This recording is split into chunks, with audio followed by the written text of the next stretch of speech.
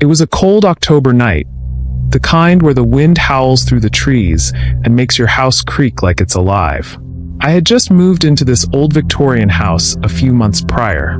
The place had been empty for years, and the neighbors told me it had a bit of a reputation. But the rent was cheap, and I figured those old ghost stories were just that, stories. The house was massive, way too big for one person, but I loved the space. The high ceilings, the ornate woodwork, and the history. Everything about it felt like stepping back in time. There was just one thing that bothered me.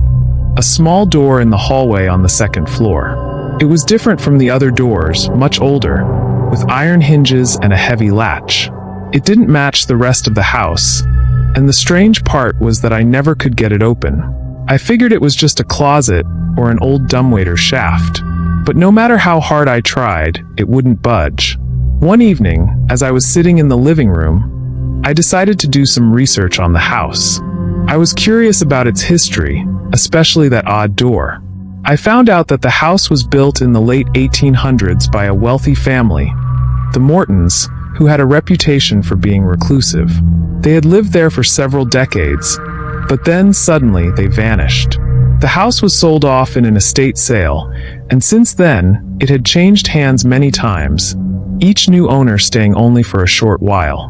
No one seemed to want to stay in that house for long. The more I read, the more I felt a growing sense of unease. There were rumors of strange occurrences, of people hearing voices, seeing figures in the windows at night, and always the mention of a hidden room. A room that no one could find. The strange door upstairs kept coming back to my mind.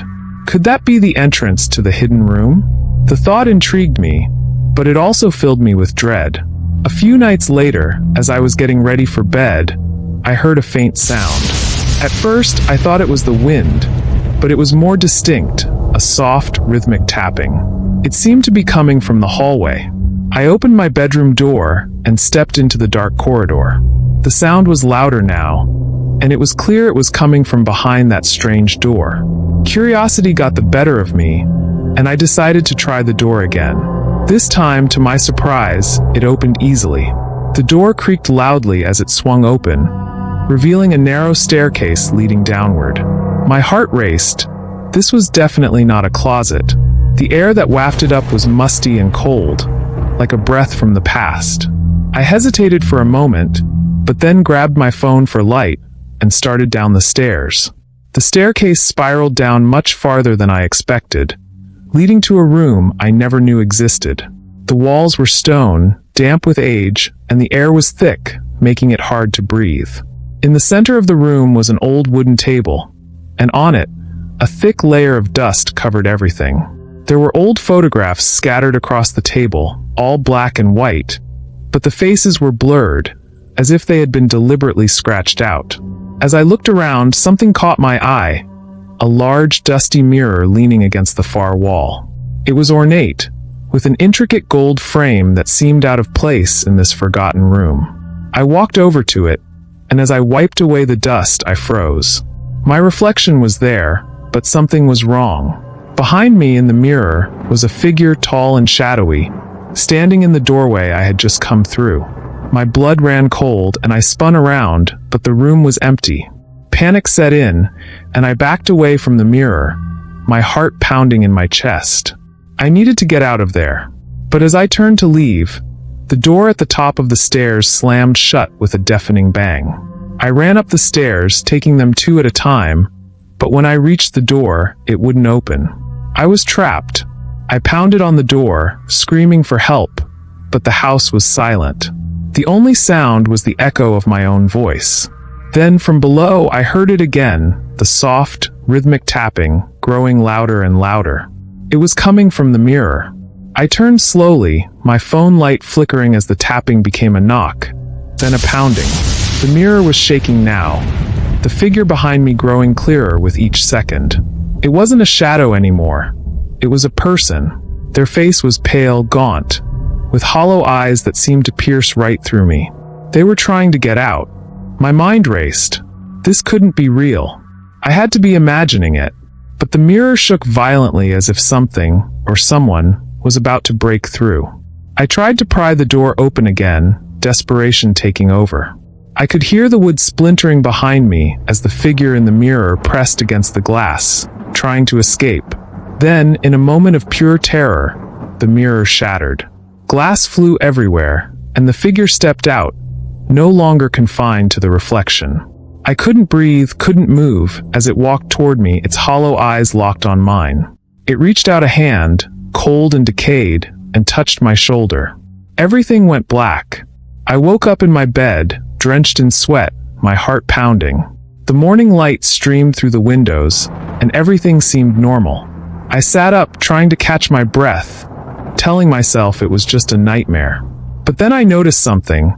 The small door in the hallway was open, just a crack. I jumped out of bed and rushed to the door, pushing it open wide. The staircase was gone. There was no room, no mirror, just a solid wall where the stairs had been. But on the floor, where the door had been ajar, was a piece of broken glass, covered in dust. I stood there, confused, trying to make sense of what had happened. Had it all been a dream? It felt too real, too vivid. My hand still tingled where the figure had touched me. I decided to explore the house one last time before I left.